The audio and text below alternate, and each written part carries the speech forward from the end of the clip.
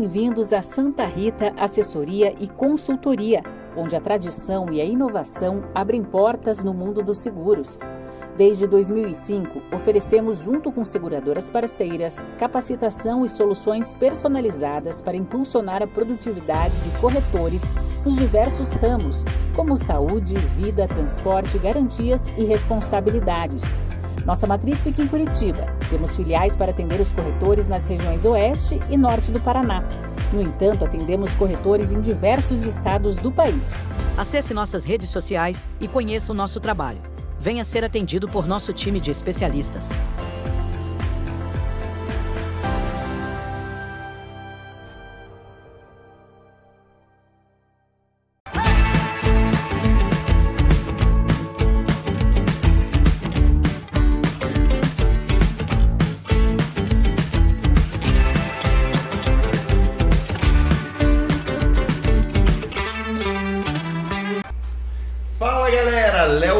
Chegando para o podcast O Corretor para mais um episódio que está gerando muitas dúvidas entre corretores, clientes que já estão começando a ouvir, porque no final do ano tá para vigorar a nova Lei Geral de Seguros. E como prometido no nosso último programa que eu estava aqui com o Jair, com o Vladimir, a gente trouxe um convidado especial direto lá de Santos, veio participar aqui no podcast O Corretor, especialista no assunto, e hoje a gente vai tentar, da forma mais simples, traduzir para você, corretor de seguros, para você, espectador de podcasts pelo Brasil, que está nos assistindo. Se chegou aqui pela primeira vez, por favor, não esquece de clicar aqui no sininho, já ativa as notificações, se inscreva no nosso canal para continuar acompanhando o nosso conteúdo. E sem mais delongas, agora eu vou passar ali a bola para o nosso primeiro convidado, que vem aqui a ajudar a gente a conversar nesse bate-papo, que é o Jair.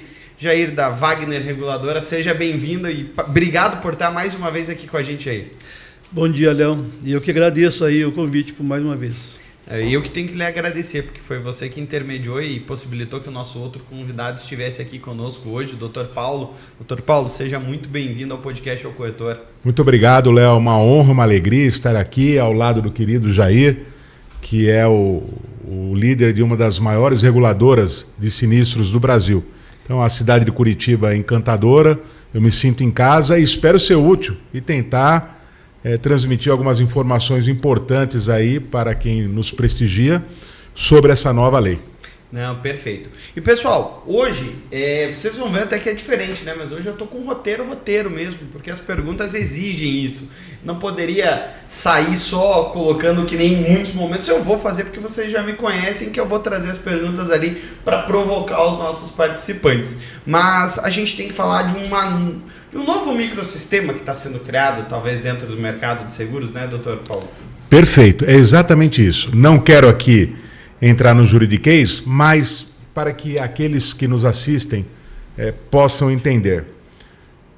O contrato de seguro antes era regulado pelo Código Civil e algumas leis especiais. Uhum. Isso fazia com que a matéria de seguros fosse uma matéria de direito civil, dentro de um corpo legislativo, um corpo orgânico maior, mais amplo. Agora não.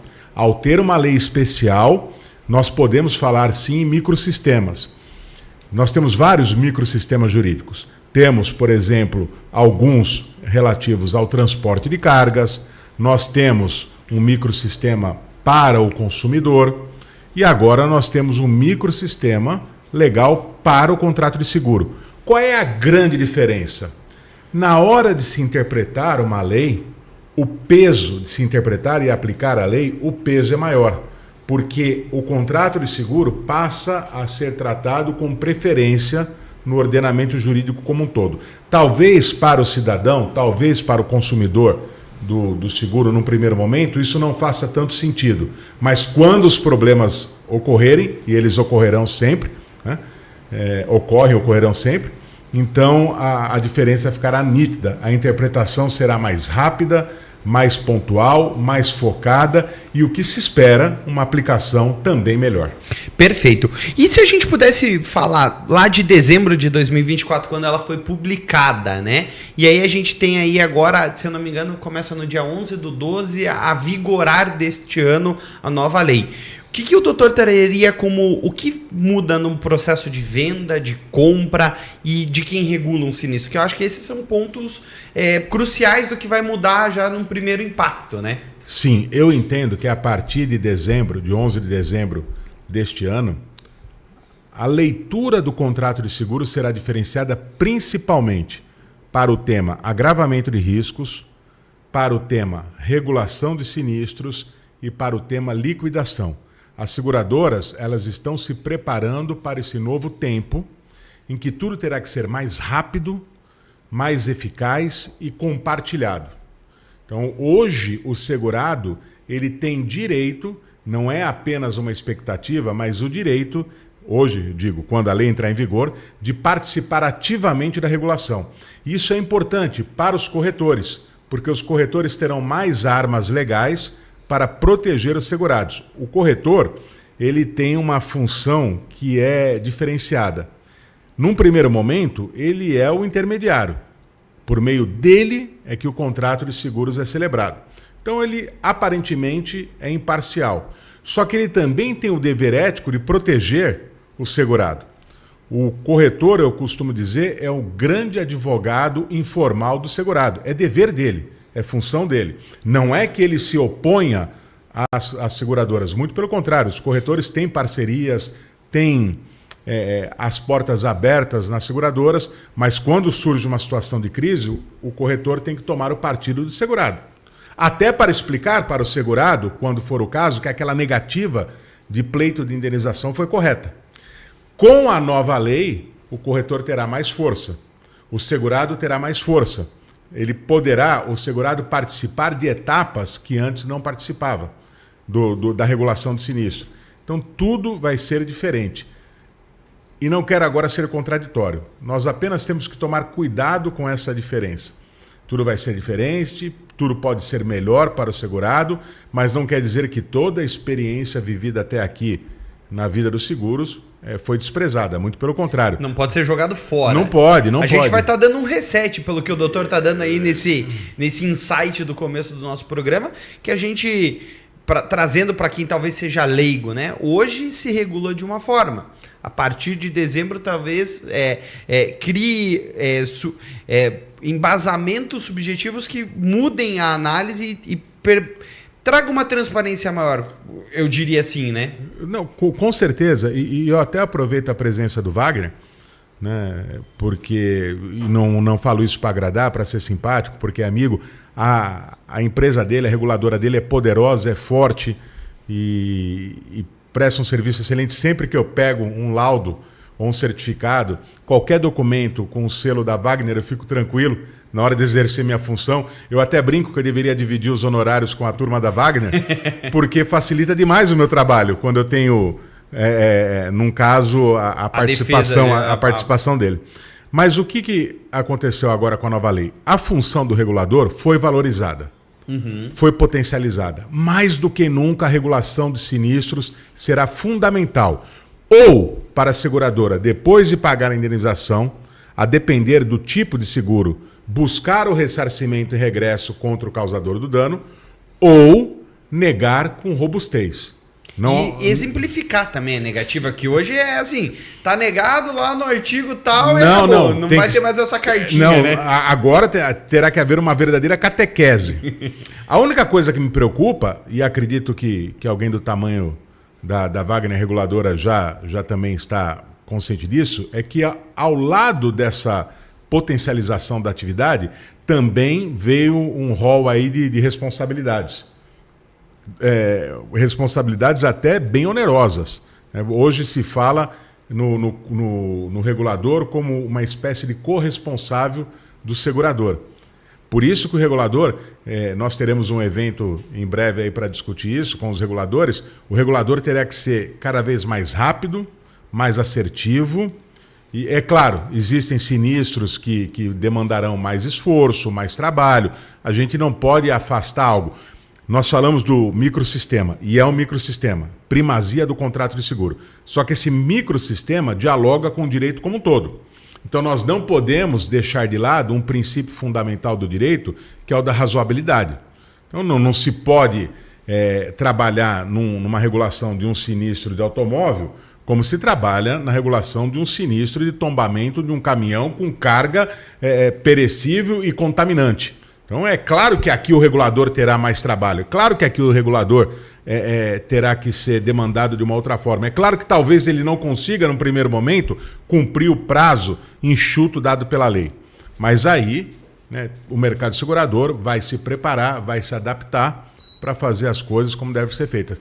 Por isso, segurador, regulador, liquidador, corretor de seguros, os advogados das seguradoras, sejam os prestadores de serviços como eu, sejam os internos, todos terão que caminhar juntos, principalmente nessa primeira fase, para tentar entender as dores alheias, né? Porque a aplicação também da lei de uma forma não razoável, digamos assim, poderá desvirtuar até o espírito dela. O espírito dela é melhorar a dinâmica do contrato de seguro. Perfeito. E aí eu vou passar a pergunta para o Jair. Tá preparado, Jair? Não vai entregar o ouro pro bandido, né? Mas eu acho que vocês vão ter um belo de um trabalho, um dever de casa que está sendo imputado a diversas referências novas para o que vocês vão ter que regular e a forma de como vão regular. Não que já não sejam transparentes, né, doutor Paulo? Como a gente falou, já prestam um excelente trabalho, mas talvez tenham que prestar em mais pontos para entregar para a seguradora uma base correta, né, digamos assim. A Wagner Reguladora sempre atuou com muita transparência, né? Agilidade no processo, que é o ponto focal nessa nova lei de seguros. Há muito tempo a gente já vem se estruturando para sempre prestar o melhor serviço para o mercado. E isso está conciliando com essa nova lei que está vindo aí em dezembro, né?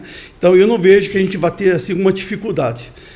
Os pontos que precisam ser aprimorados, a gente já está trabalhando isso já há algum tempo, né? Uhum. A gente não vai esperar chegar a lei para depois começar a praticar o nosso dever de casa. A gente teve esse ano para adaptação, mas também é complexo a gente falar, porque nós criamos um novo microsistema que se comunica com outros sistemas que também demandam adaptação, e a gente está falando, não é uma adaptação simples. Nós estamos falando de adaptações robustas.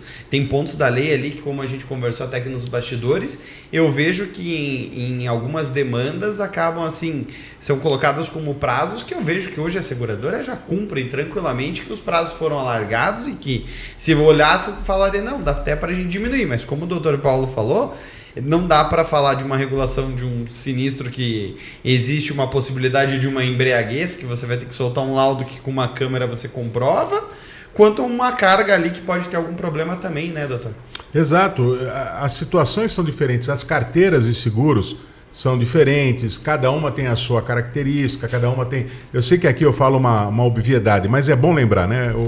Eu aprendi com uma advogada de uma seguradora importante e ela disse o seguinte: o óbvio é óbvio para o olho treinado.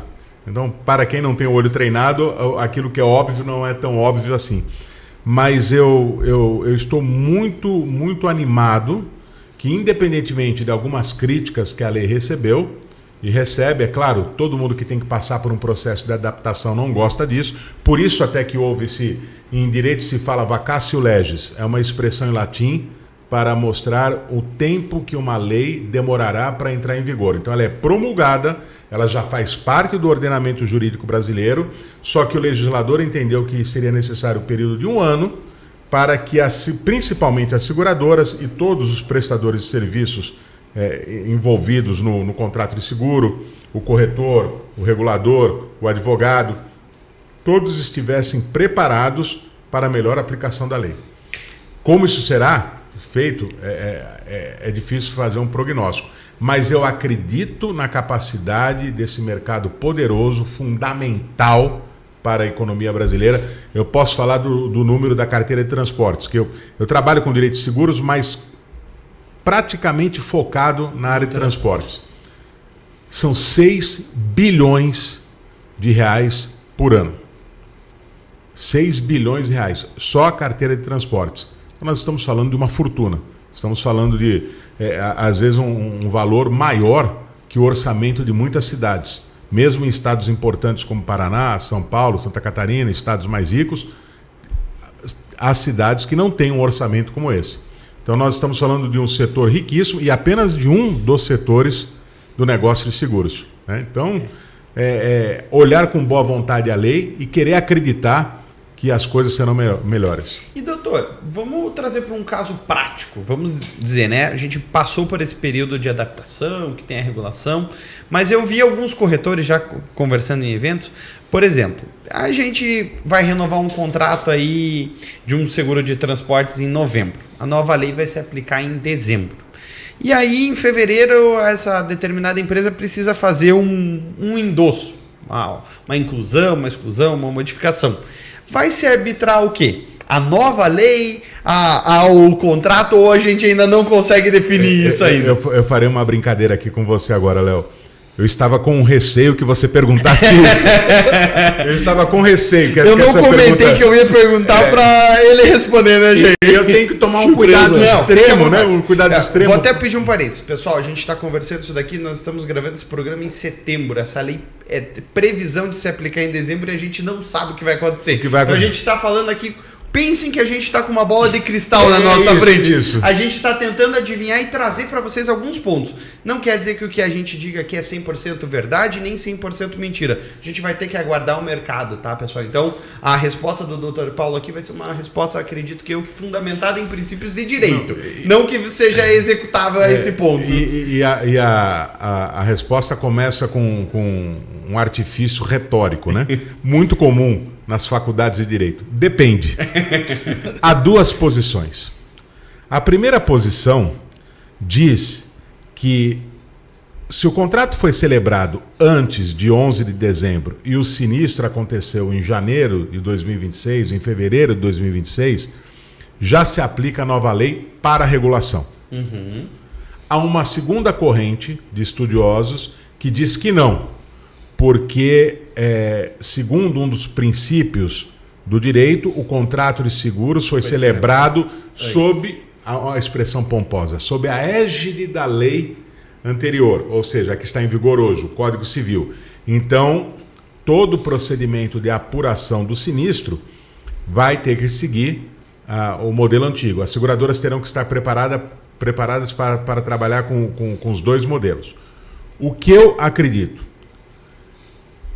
O ministro Fux, num evento para o mercado segurador, disse que provavelmente, e esse provavelmente eu que incluo, porque ele não foi assim taxativo, mas ele deu a entender, provavelmente a Justiça trabalhará com a segunda hipótese, de aplicar a lei da época da celebração do contrato.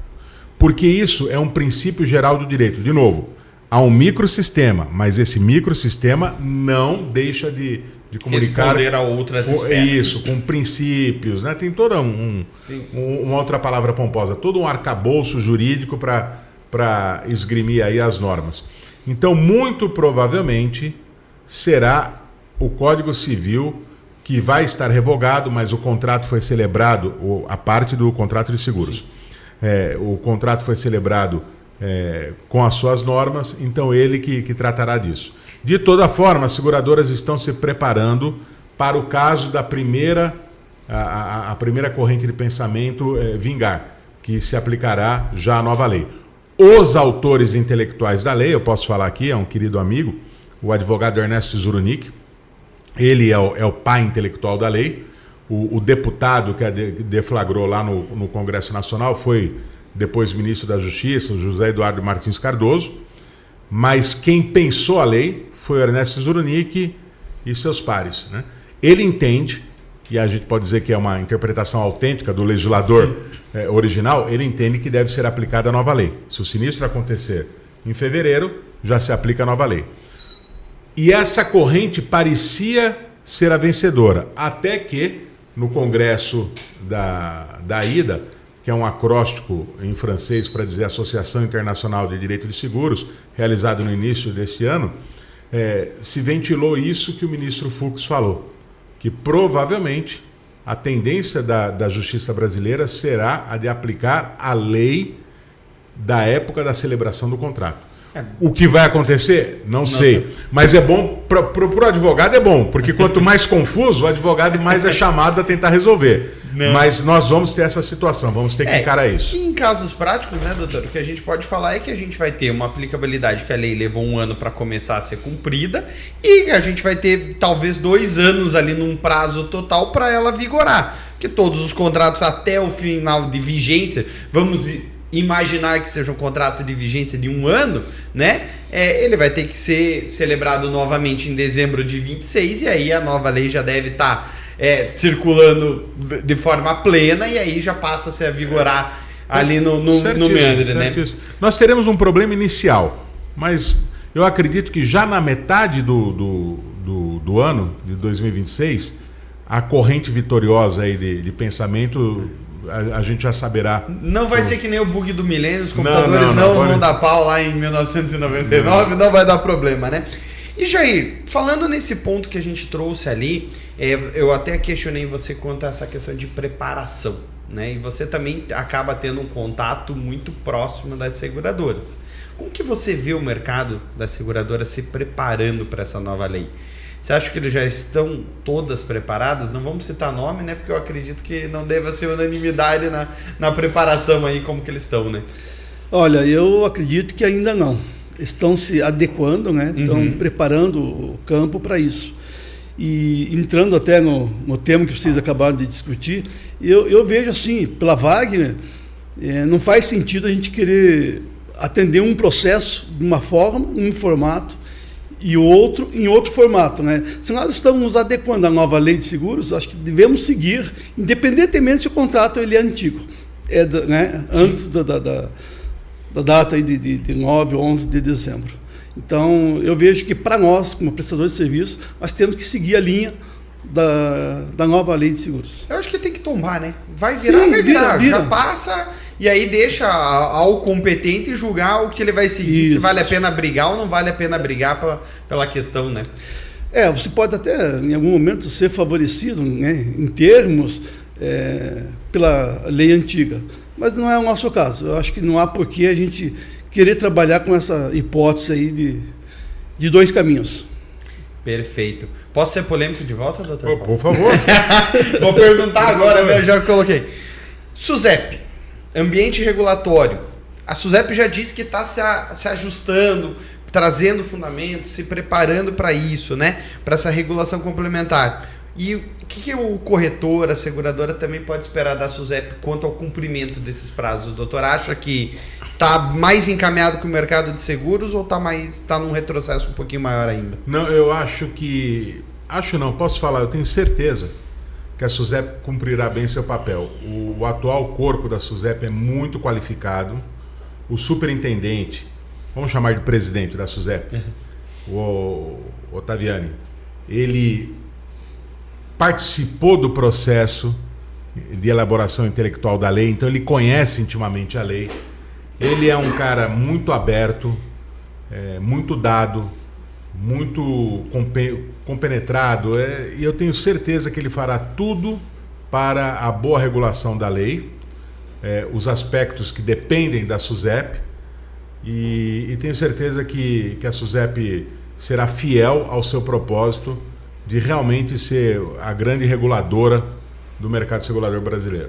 Certo. E aí, já aproveitando que a gente seguiu nessa polêmica um pouquinho menor, a gente ainda tem algum debate paralelo da SUSEP, algum outro projeto de lei tramitando junto a esse ou não?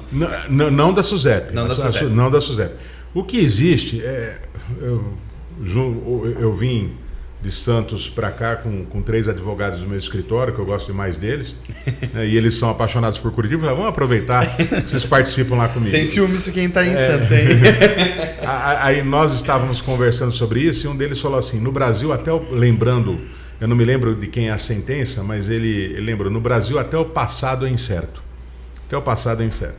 Nós temos aí uma nova lei que ficou mais de 20 anos no Congresso Nacional. Tanto é que algumas coisas que parecem novidades não são. Seriam novidades se a lei tivesse sido aprovada 20 anos atrás. Depois houve o Código de Processo Civil, por exemplo, a demanda direto contra a seguradora pela vítima do dano. Então, a vítima do dano pode demandar diretamente a seguradora, sabendo que essa seguradora tem uma cobertura de responsabilidade civil. Então, em vez da vítima do dano, vai direto à seguradora. Né? Isso, quando surgiu, foi quase que um escândalo. Depois o Código de Processo Civil permitiu. E aí a jurisprudência, até por meio de uma súmula, criou a ideia de que é possível, sim, a seguradora ser demandada pela vítima do dano, desde que o segurado, o causador do dano, também estivesse no litígio. Então já não é mais uma novidade. Porque ficou 20 anos ali o projeto de lei e os outros microsistemas ou os grandes sistemas jurídicos caminharam. E a jurisprudência também temperou tudo.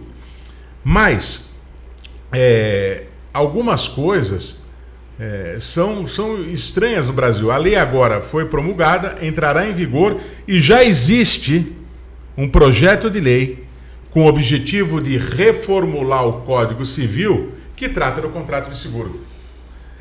O que se acredita é que o bom senso será invocado e essa parte do projeto de lei retirada da mudança do Código Civil. Por quê? Porque agora existe uma lei de seguro. Quando os juristas estiveram reunidos para tratar do projeto de lei, a lei de seguros ainda não estava promulgada.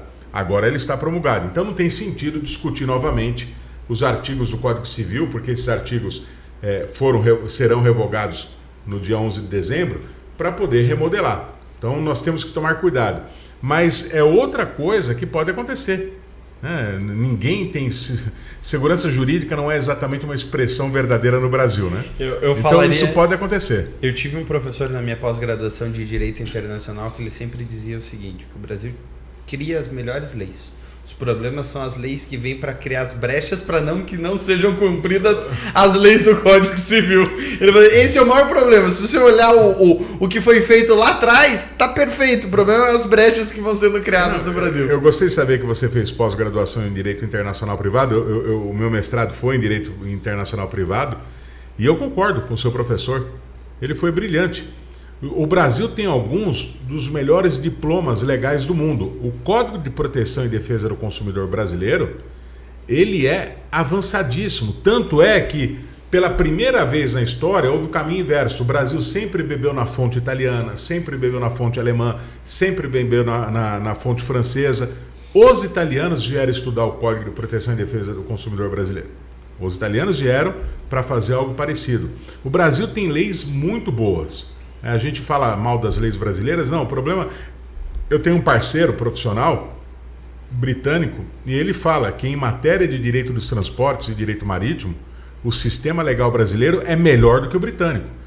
E o direito marítimo tem a ver até com a própria formação do antigo Império Britânico, do crescimento do Reino Unido. E veja que ele fala isso, o Brasil tem regras melhores. O problema é a aplicação ou a interpretação muitas vezes enviesada, ou como o seu professor falou brilhantemente, a lei que vem para corrigir uma brecha na lei, piora tudo e não há um diálogo entre as fontes legais e tira o inferno. Para fechar o primeiro bloco, eu vou usar mais uma referência do meu professor que acho que você vai concordar, Dr. Paulo. Ele fala assim, o problema do brasileiro é olhar para o americano e olhar para o europeu, querer misturar os dois e trazer aqui para dentro. Aí dá um problema, sendo que se a gente fizesse o que a gente faz, daria talvez mais certo do que eles fazem lá fora. Certíssimo, porque até para quem nos assiste, o sistema americano é muito diferente do sistema europeu continental. O sistema americano se aproxima do sistema europeu insular, do Reino Unido. Claro, até por razões óbvias e históricas. Linguísticas até. Exato. Mas o sistema continental europeu, ele é diferente do americano. E o Brasil quer absorver os dois, como a tal da cultura de precedentes. Não é uma cultura nossa. O Código de Processo Civil valorizou isso, só que nós temos dificuldade em respeitar os precedentes, né? Que é uma cultura boa, mas nós ainda não absorvemos como deveríamos. Perfeito. Pessoal, a gente vai por um intervalinho rápido e já a gente volta para esse bate-papo que está muito bom, como eu falei para vocês. E antes de você pegar uma água, clica aqui embaixo, se inscreve no canal e ativa o sininho para não perder nenhum programa do podcast O Corretor.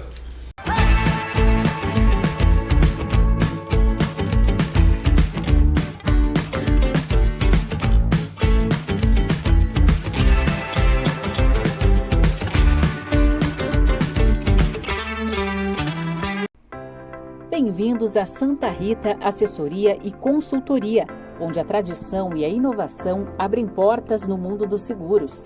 Desde 2005, oferecemos, junto com seguradoras parceiras, capacitação e soluções personalizadas para impulsionar a produtividade de corretores nos diversos ramos, como saúde, vida, transporte, garantias e responsabilidades.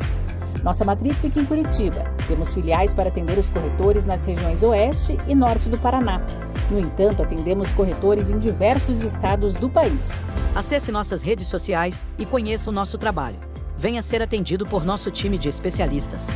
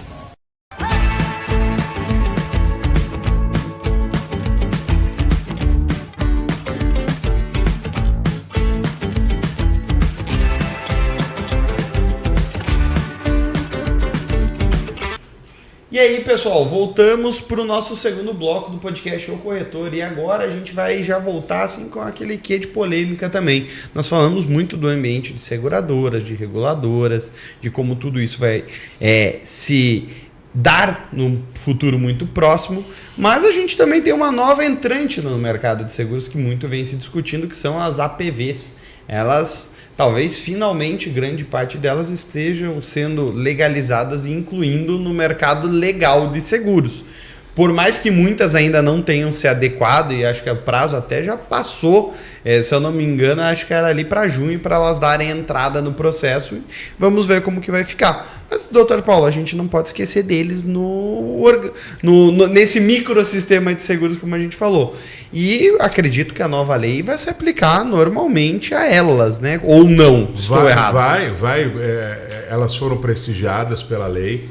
Agora estarão definitivamente inseridas no corpo geral do direito dos seguros do Brasil, vão poder operar. A SUSEP, salvo engano, até peço perdão, deveria ter feito melhor a lição de casa e trazido a regulamentação, mas salvo engano a SUSEP já começou o trabalho de regulamentação, então elas são protagonistas do seguro, do contrato de seguro. E uma vez que prestigiadas, como eu disse, pela lei, vão atuar e vão seguir os mesmos modelos, arquétipos legais que as seguradoras seguem, vão contar também com os corretores, com tudo. Né? Vamos ver se isso melhora. Dizem que é a democratização do negócio seguro. Vamos ver se realmente isso acontece. Eu costumo falar, doutor, que eu acho que assim, hoje a gente joga um jogo que não é justo para o corretor de seguros e nem para a seguradora. Não são aplicados impostos, não são aplicados... eles não estão no mesmo patamar de competição. A partir do momento que se exija as mesmas obrigações, eu acredito que a equiparação de custo, que em muitos cenários eu, como corretor de seguros, já me deparo com diversas situações que eu vejo seguradoras com precificação melhor do que cooperativas que não trazem nenhuma garantia legal muitas vezes ao consumidor. E agora eu quero trazer um caso para vocês que a gente comentou aqui no intervalo sobre a questão de agravamento de risco. E agora eu vou até fazer um paralelo e vamos ver se o doutor consegue aplicar o que aconteceu com um segurado meu que eu vou contar para vocês essa semana. Nós estamos gravando o programa aqui na quinta. Na terça-feira, um segurado meu me manda uma mensagem no WhatsApp e diz: Léo, me envolvi numa situação de atropelamento. Aí eu falei: não, tudo bem, como que tá a vítima, tudo, né? Ele falou: não, tá tudo bem, o SEAT já tá vindo pra cá, a polícia tá chegando. E aí ele me fala a seguinte frase: mas eu não atropelei. Eu falei: mas como assim? Você me mandou... Aí eu liguei, né? Eu tava só trocando mensagens. Aí ele olhou pra mim e falou: não, eu tenho certeza que a pessoa se jogou no meu carro. Foi aqui numa via muito famosa de Curitiba, perto aqui até dos nossos estúdios. E eu falei assim, então, se você tem tanta certeza, a primeira coisa que você vai fazer, a gente vai procurar alguma imagem de algum estabelecimento comercial aí ao redor pra gente ter certeza. Pra minha surpresa, passa meia hora ele me manda um vídeo dele circulando com o sinal aberto, a pessoa vindo até a esquina. Não tô afirmando, tá, pessoal? Tô falando pelas imagens que eu vi. A pessoa estava com uma mochila, ela joga a mochila e se joga em cima do carro do meu segurado. Já é o segundo ou terceiro caso que eu tenho na corretora aí nos 2-3 últimos anos. Contei toda essa história bonitinha, mas a grande questão que eu quero perguntar para o Dr. Paulo é uma questão que a gente falou muito da regulação, mas a gente também, a seguradora, ela vai ter que ter uma transparência agora na negativa. A gente sempre escuta, fala assim: não, eu conheço tal fulano de tal lá, ele estava embriagado, mas ele recebeu da seguradora. Essa nova lei vai mudar um pouquinho desse aspecto? Muda para o lado do segurado, muda para o lado da seguradora, que vai ter uma obrigação legal mais responsável e vai ter que ser mais enfática e provar mais? Ou muda num cenário geral que a gente pode olhar? Muda bastante. Vamos só separar o exemplo que você deu, que infelizmente começa a ganhar corpo aqui no Brasil. Você mesmo falou que já é o terceiro caso que a sua corretora enfrenta. Ele é muito comum em alguns países do leste europeu, é muito comum na Índia. É uma fraude contra o sistema legal de cada país e é uma fraude contra o seguro. A pseudo-vítima, que é um criminoso, porque quem faz isso é um criminoso, ele parte do pressuposto de que aquele motorista terá um seguro, o que é um erro, porque a cobertura de responsabilidade civil no seguro alto não é obrigatória, né? Então pode não ter essa cobertura e quer tirar algum proveito disso. Então essa é uma situação que é resolvida pelo caráter ilícito. Agora, em relação ao agravamento, o que antes uma seguradora, em boa fé, mas usava como causa de agravamento de risco para uma negativa de indenização, de pleito de indenização do segurado, hoje já não poderá ser usada da mesma forma. Hoje, quando eu digo, quando a lei entrar em vigor, haverá necessidade de repensar o agravamento, porque ele terá que ser continuado. Então, o motorista que bebe, está com taxa de alcoolemia maior e se envolve num acidente, o simples fato, e eu coloco entre aspas esse simples fato, porque é grave, né? Mas o simples fato de estar alcoolizado já não será bastante para a negativa. A seguradora terá que provar que aquela taxa de alcoolemia maior foi decisiva para o desenho do sinistro. E mais, o caráter continuado. Como isso será, eu ainda não sei dizer. Como isso dependerá do tempero da jurisprudência. Porque você vai olhar, né, para quem já viajou para fora, por exemplo, né, nos Estados Unidos é muito comum que o policial exija que você saia do veículo e faça um teste de aptidão física, né? Ande sobre a linha, faça o 4, que aqui no Brasil, acho que até depois da época do bafômetro acabou, né? O policial colocou o bafômetro, ou tá ou não tá, e acabou, e vai responder, porque eu acredito que seja um fato isso científico, que o álcool ele incapacita diversas pessoas. Uma pessoa com peso X, com uma altura X, pode sim estar partindo de um pressuposto que ele, para aquele acidente, ele não tenha sido um fator determinante, né? Na diminuição do reflexo, por exemplo. Então acho que isso vai abrir uma discussão boa, né? Muito boa a discussão, e é uma discussão interessante, até porque além do aspecto jurídico, ela tem um fundo moral. Por que esse rigor em relação à bebida alcoólica? Porque é certo que a bebida alcoólica prejudica o reflexo, no mínimo isso, o reflexo do motorista. E o objetivo é educar a sociedade para diminuir a quantidade de sinistros com esse desenho. Alguém alcoolizado deve ser profundamente irritante, dolorido para um pai saber que seu filho foi atropelado por um motorista alcoolizado. É mais irritante do que se esse motorista não estivesse alcoolizado. Então, o objetivo é criar o trauma. É realmente fazer com que as pessoas não dirijam embriagadas. Só que uma coisa é o mundo ideal, outra coisa é o mundo real. E você falou algo muito inteligente, as pessoas reagem de forma diferente ao álcool. Uma taça de vinho para minha sobrinha, praticamente a deixa bêbada. Ela é pequenininha, magrinha, a origem dela é metade oriental, e os orientais têm mais dificuldade física para absorver o álcool, né? Uma garrafa de vinho não me deixa alcoolizado. A garrafa inteira, infelizmente, não me deixa alcoolizado. É claro que se eu tomar uma garrafa de vinho, eu não vou dirigir por um excesso de prudência, cautela, mas eu não perco a coordenação motora, não perco o raciocínio. Então, é muito complicado hoje em dia, ou com a nova lei, essa situação. Por quê? O motorista, mesmo a serviço de uma empresa de transporte, que para no meio do caminho, ele não deveria, é claro, é uma imprudência, é um erro, mas ele bebe e se envolve num sinistro, a negativa da seguradora não poderá mais ser fundada apenas e tão somente na ideia de agravamento.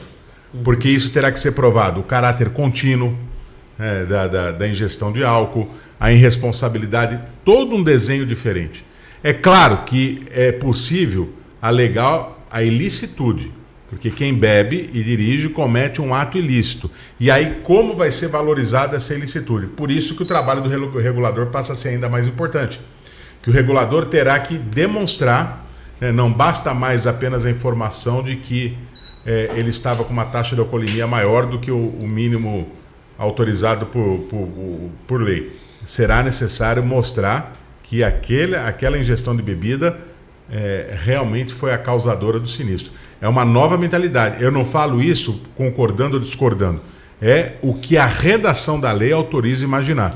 E é o que vai ser discutido a partir de 11 de dezembro. Eu já vejo que as seguradoras elas estão fazendo um avanço até na minha última ida aos Estados Unidos, em Las Vegas, e mês que vem a gente está lá para trazer mais desses assuntos, e conversei inclusive aí com alguns executivos de seguradora que já utilizam principalmente de câmeras nas cidades, né? Já existe um sistema muito mais robusto visando a fraude ali, de chegar na seguradora com o carro e bati aqui, mas também foi nessa. E a seguradora hoje já tem acesso às câmeras, mas é algo que, conhecendo o Brasil, eu acredito que vai gerar muita discussão, e acho que aí, Jair, vai ser um dever de casa complexo de fazer, né? Porque primeiro, me ajudem a tentar formar uma resposta para quem está nos assistindo.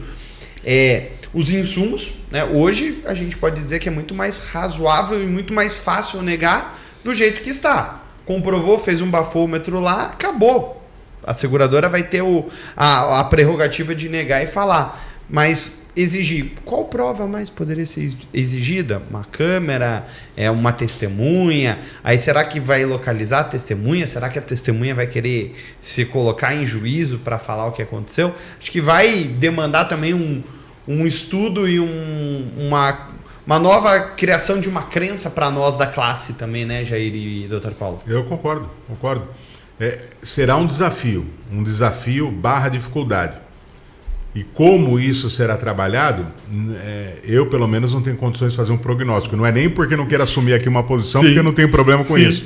Mas é porque realmente vai ser difícil. O que hoje se pode falar é a maneira de se pensar o agravamento de risco tem que ser diferente. Muitas negativas que são hoje fundadas na ideia de agravamento de risco não farão mais sentido com a nova redação da lei do contrato de seguro.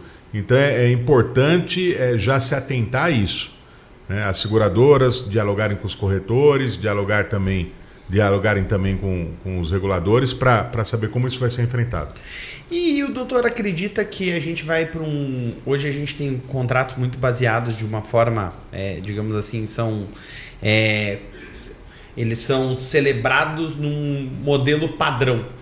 O doutor acredita que a nova lei vai trazer o modelo de tailor-made assim, para a discussão e a personalização dos contratos vai ficar mais evidente ou acredita que não vai afetar tanto? Não, nos seguros de massa eu acredito que seja muito difícil isso, porque até seria um contrassenso, seria difícil trabalhar, né?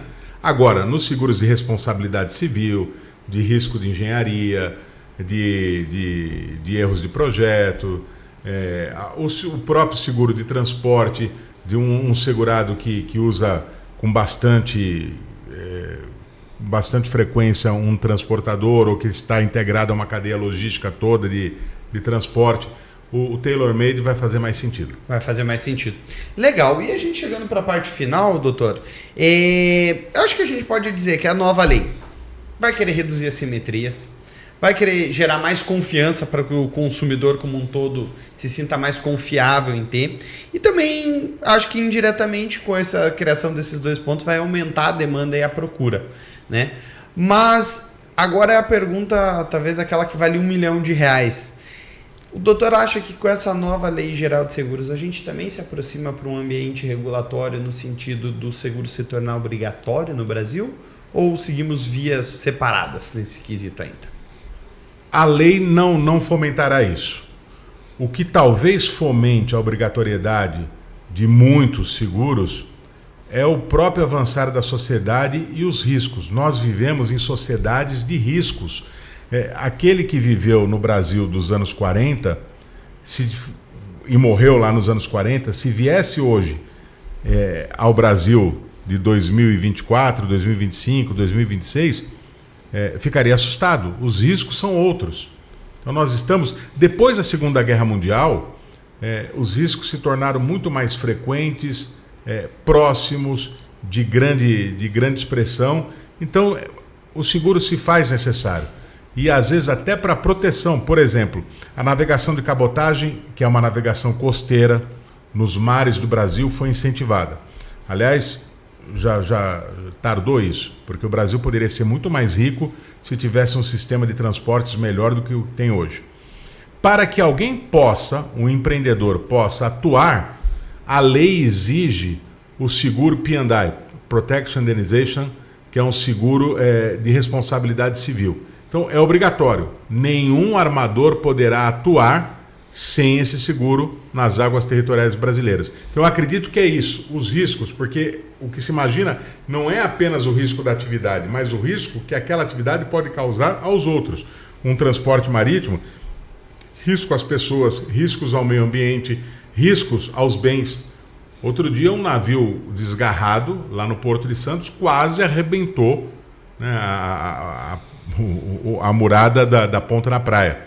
Poderia ter causado uma situação terrível e, além disso, o navio ficaria ali parado, se tivesse encalhado, impedindo a entrada de outros. Então, tudo isso tem que ser mensurado.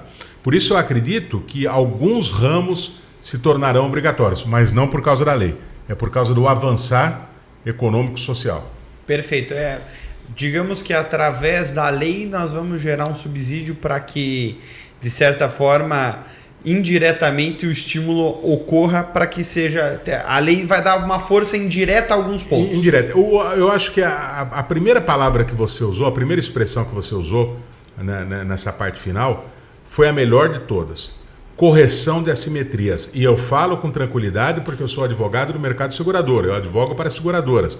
Mas eu enxergo que quase sempre, salvo aqueles super segurados, a situação normal é de uma assimetria entre segurador e segurado. Então a lei dá vitaminas legais para o segurado para corrigir aquilo que no mundo dos fatos é discrepante. A lei ela não mexe diretamente na atividade do corretor. Ela valorizou, porque pela primeira vez o corretor ele está inserido no microsistema legal, numa lei. Antigamente a corretagem era obrigatória, mas não se falava no corretor. Agora o corretor está ali. Não mudou nada da atividade do corretor, mas ele está ali regulamentado pela lei. É um status legal que o corretor assume. E o que vai mudar para o corretor é a interpretação da lei em favor do segurado. Então a participação, por exemplo, na regulação dos sinistros. O que antes era uma liberalidade, a seguradora permitia ou não, a depender das circunstâncias, agora o segurado pode, é um direito do segurado participar da regulação. Então, eu acredito que essas correções de assimetrias da lei motivará uma inteligência maior para o seguro. A justiça olhará o seguro também de forma diferenciada, não mais estereotipada nem nada, porque quando você tem um microsistema, todo mundo é obrigado a estudar, não está lá mais apenas como mais um dos contratos dentro do Código Civil, agora é o contrato, com selo especial. Então tudo isso talvez chegue aí indiretamente no que você falou, essa cultura de tornar o seguro obrigatório. Legal. E agora, para a gente chegar na parte final, se o doutor pudesse trazer 3 ajustes que o doutor acha que toda seguradora pode já estar fazendo ou não, todo corretor deveria fazer ou não, e todo segurado, talvez dá para a gente, se o doutor conseguir trazer um de cada para nós, seria legal, deveria fazer para se preparar para 11/12. No aspecto da seguradora, assim, ó, Léo, tem que cumprir isso, mas a seguradora já tem que estar chegando dia 11/12 com isso daqui afiado para seguir e não ter nenhum problema. O que o doutor diria? Eu acredito... Se quiser falar mais de 3 também, fica à vontade. As seguradoras elas terão que ser mais assertivas na hora de uma negativa, porque elas não poderão mudar depois a linha de defesa. Há quem critique isso porque ofende o princípio da ampla defesa, de repente uma situação que não foi verificada à época da regulação se constatou depois, mas a rigor, pela redação da nova lei, se a seguradora falar, eu nego a indenização porque este copo está com metade de água gelada, ele não poderá depois falar, eu neguei porque está com metade de água gelada e porque houve isso, houve aquilo, quando em juízo for demandado pelo segurado. Então as seguradoras terão que ser mais assim, conscientes da importância de uma negativa verticalizada, decantada. Né? Isso vai ter que chegar polida, não vai poder ser generalista, vai ter que ser bem específica. Isso. Para o corretor, eu acredito que será uma oportunidade de ouro, de crescimento da atividade. Por quê? Porque o Brasil tem um seguro, o negócio de seguro ainda é tímido no Brasil. Embora poderoso economicamente, como eu falei logo no início, existe uma demanda reprimida. No Brasil, o seguro mais popular, mais conhecido é o de automóveis. Só 30% da frota brasileira é protegida pelo contrato de seguro. Então as seguradoras ficam brigando ali por 30%. Nós temos 70%. Então nós temos que aproveitar isso. Os corretores talvez tenham uma oportunidade, com a nova lei, melhorando os relacionamentos entre seguradores e segurados, e melhorando um pouco a economia, e o segurado comece a entender que seguro é um investimento, não é perda de dinheiro, mas é um investimento, talvez nós tenhamos aí uma chance de ouro de redesenhar o país economicamente por meio do contrato de seguro.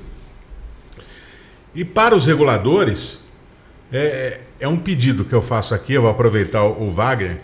Eu tenho conversado com muitos reguladores e tem que ser um pedido delicado e eu faço aqui publicamente, e que também quem estiver assistindo entenda. Muitas vezes os reguladores, em boa fé e corretamente, para mostrar a excelência do seu trabalho, eles colocam informações a mais. Informações para prevenir sinistros. Informações para orientar as seguradoras, informações para orientar os segurados. Só que agora, por conta da possibilidade dos documentos todos serem compartilhados, talvez esse bom trabalho prestado tenha que ser feito de maneira apartada e direcionada não em relação ao sinistro. O certificado está aqui e o certificado diz o que aconteceu. Aí aquele juízo de valor que o bom regulador faz, e é normal, ele terá que fazer apartado. Olha, por conta da experiência no caso tal, identifiquei isso e isso, porque aí esse é um documento só entre ele e quem o contratou. É uma orientação preventiva.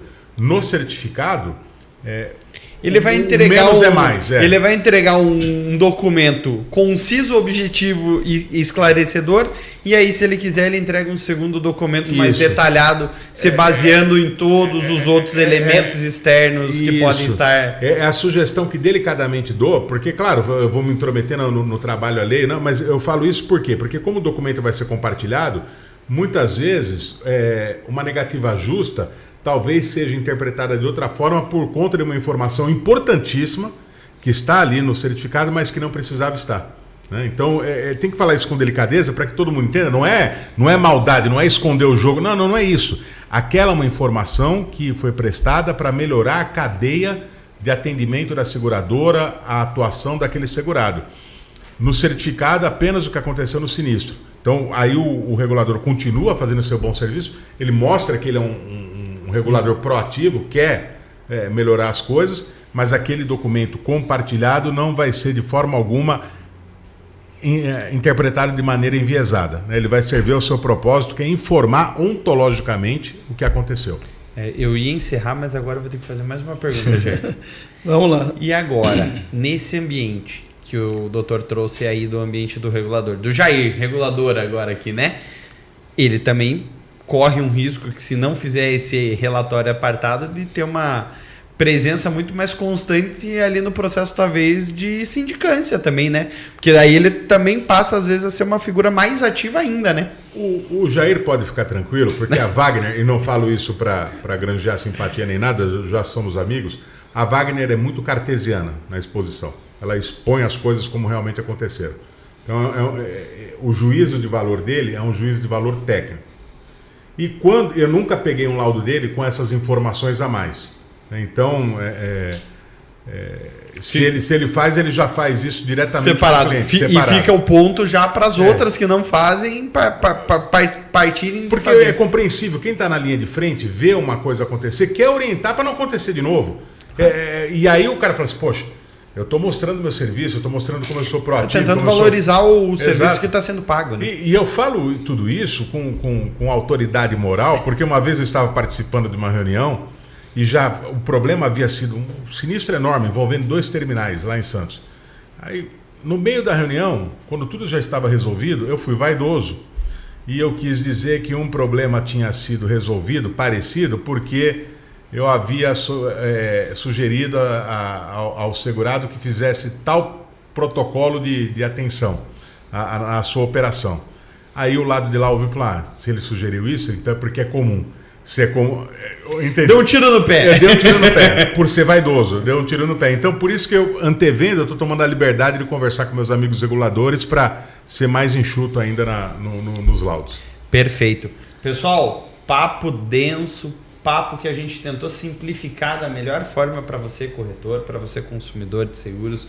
Espero que tenha sido aí uma primeira encontro nosso. Quando o doutor estiver por aqui pela cidade, Jair, manda meu telefone, porque eu acho que a gente, depois de dezembro, a gente pode gravar um outro, quem sabe no ano que vem, para falar como que tá, né? Hoje a gente falou da prévia, agora quem sabe no ano que vem a gente já deixa um programa agendado aí pra gente passar como que está sendo executado isso, né? Qualquer desculpa honrosa e heróica para vir a Curitiba, né? Pelo prazer de estar em Curitiba, não tem a menor dúvida que eu virei. E eu já tenho certeza que vem mais alguns assessores pro doutor. O pessoal adora a cidade, né? Perfeito. Doutor Paulo, muito obrigado pela sua presença, obrigado por tudo que o senhor trouxe para nós, por todo o conhecimento. É muito bom eu, como corretor de seguros, ver profissionais como o doutor aqui, onde a gente consegue ter uma conversa franca, aberta, botando os pontos em prol principalmente da evolução do nosso mercado de seguros, que é como eu costumo dizer. Meu podcast surgiu com o objetivo de informar a população e acabei encontrando no meio do caminho também uma forma de conversar com diversos outros corretores aí pelo país,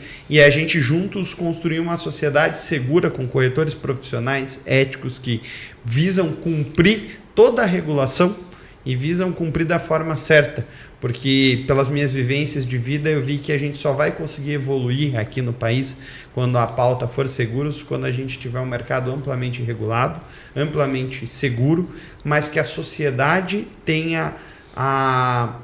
seja despertado, como em outras populações, a gente poderia citar Japão, Estados Unidos, a própria Europa, a necessidade. E lá, muitas vezes todo mundo acha que é bonito, que o Japão contrata muito seguro, que os Estados Unidos contratam muito seguros, mas é o entendimento da população como um todo da importância da ferramenta do seguro na vida dessas pessoas.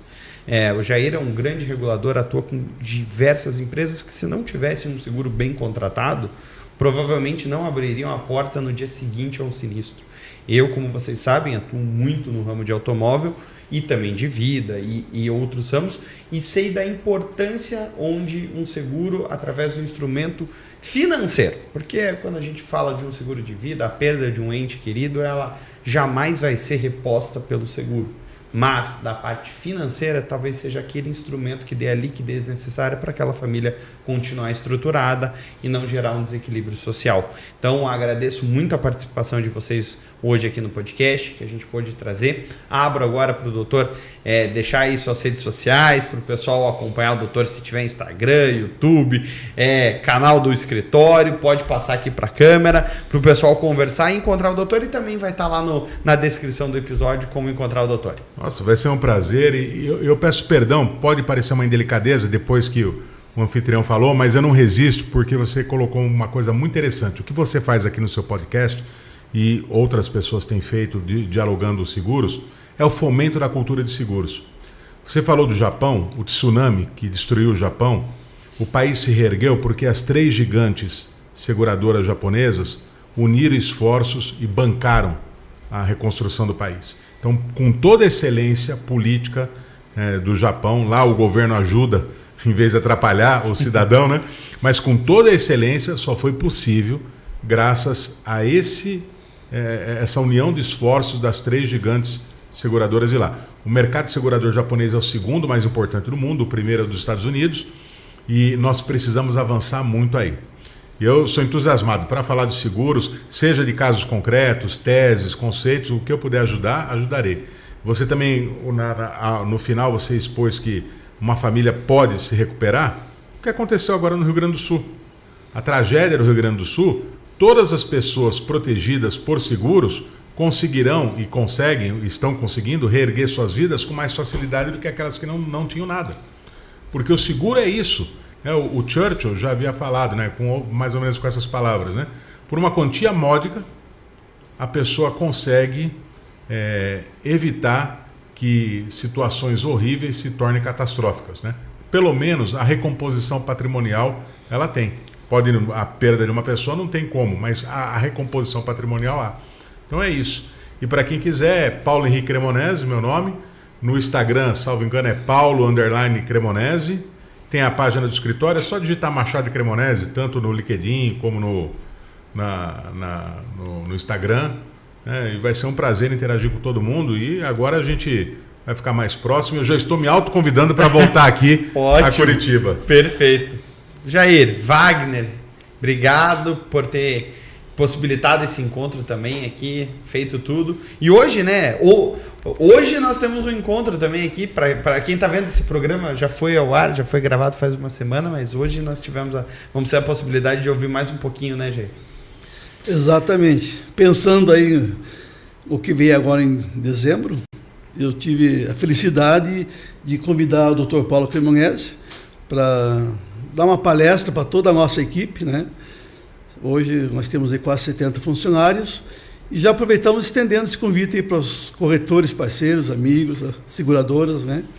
E vai ser um encontro magnífico aí no final do expediente. Agradeço aí, Dr. Paulo, por ter aceito. Imagina. E espero que todos compareçam lá. Perfeito. Pessoal, para quem nos assistiu, uma boa noite, fiquem com Deus, bom descanso aí. Semana que vem nós nos vemos no Conec, tá? O podcast O Corretor vai estar em São Paulo, vamos fazer a cobertura desse grande evento aí na cidade de São Paulo, um dos eventos que mais movimenta o mercado, e já vamos se aquecendo que outubro nós estamos em Las Vegas e eu espero vocês. Arthur, a gente até botou um desafio, hein? O número de seguidores lá da página está subindo, estamos chegando. O Arthur botou um desafio, doutor, que se chegar nos 5.000 seguidores, eu vou ter que fazer live todos os dias, falando em português e inglês para todo mundo que estiver nos assistindo. Então temos que continuar nessa missão, temos mais um mês aí. Um abraço, fiquem com Deus e uma boa noite.